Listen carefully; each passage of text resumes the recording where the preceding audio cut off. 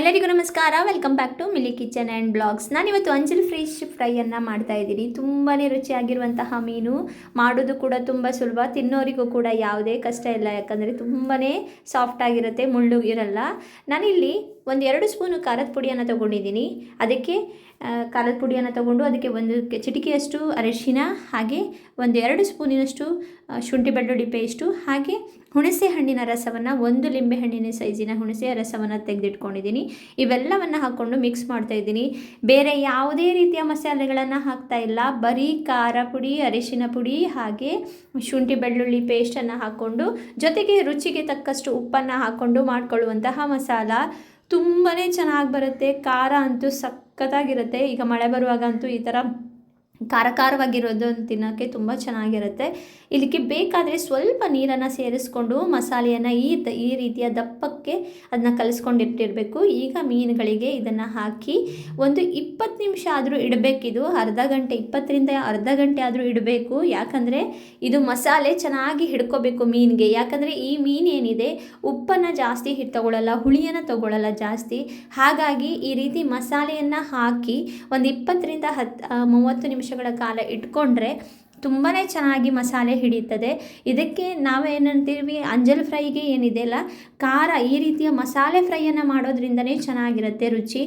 ಏನಾದರೂ ರವಾ ಫ್ರೈ ಮಾಡೋಕ್ಕೆ ಹೋದರೆ ಅಷ್ಟು ರುಚಿ ಚೆನ್ನಾಗಿರಲ್ಲ. ಯಾಕೆ ಅಂದರೆ ಮೀನು ಸಪ್ಪೆ ಇರೋದ್ರಿಂದ ಈ ರೀತಿ ಮಸಾಲೆ ಫ್ರೈಗಳನ್ನು ಮಾಡ್ಕೊಂಡು ತಿಂದರೆ ಮಾತ್ರ ಅದರ ರುಚಿ ದುಪ್ಪಟ್ಟಾಗತ್ತೆ. ಯಾಕಂದರೆ ಅದು ಮೀನು ಸಪ್ಪೆ ಹುಳಿ ಮತ್ತು ಖಾರವನ್ನು ಜಾಸ್ತಿ ತೊಗೊಳ್ಳಲ್ಲ, ಅದಕ್ಕೋಸ್ಕರ. ಈಗ ನಾನಿಲ್ಲಿ ಒಂದು ಕಡಾಯಿಗೆ ಸ್ವಲ್ಪ ತೆಂಗಿನ ಎಣ್ಣೆಯನ್ನು ಹಾಕ್ಕೊಂಡು ಅದಕ್ಕೆ ನಾನು ಈ ಮೀನುಗಳನ್ನು ಹಾಕ್ಕೋತಾ ಇದ್ದೀನಿ.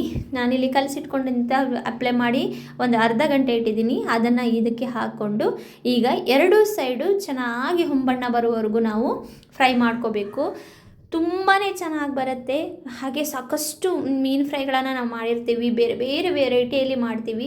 ಆದರೆ ಈ ರೀತಿ ಜಸ್ಟ್ ಖಾರ ಪುಡಿ, ಅರಿಶಿನ ಪುಡಿ, ಹಾಗೆ ಶುಂಠಿ ಬೆಳ್ಳುಳ್ಳಿ ಪೇಸ್ಟ್ಗಳನ್ನು ಹಾಕ್ಕೊಂಡು ಮಾಡ್ಕೊಳ್ಳೋದೇನಿದೆಯಲ್ಲ, ಇದು ಸಖತ್ತಾಗಿರುತ್ತೆ. ಹಾಗೆ ಎಲ್ರಿಗೂ ಈಸಿಯಾಗಿ ಅವೈಲೇಬಲ್ ಇರುವಂತಹದ್ದು, ಮತ್ತು ಮಾಡೋದು ಕೂಡ ತುಂಬ ಸುಲಭ. ಯಾರಾದರೂ ಬರ್ತಾರೆ ಮನೆಗೆ ಗೆಸ್ಟು ಅಂತ ಅಂದ ತಕ್ಷಣ ಈ ರೀತಿ ಮಸಾಲೆಗಳನ್ನು ಪಟ್ಟಂತ ರೆಡಿ ಮಾಡಿಕೊಂಡು ನಾವು ಮಾಡ್ಕೋಬೋದು.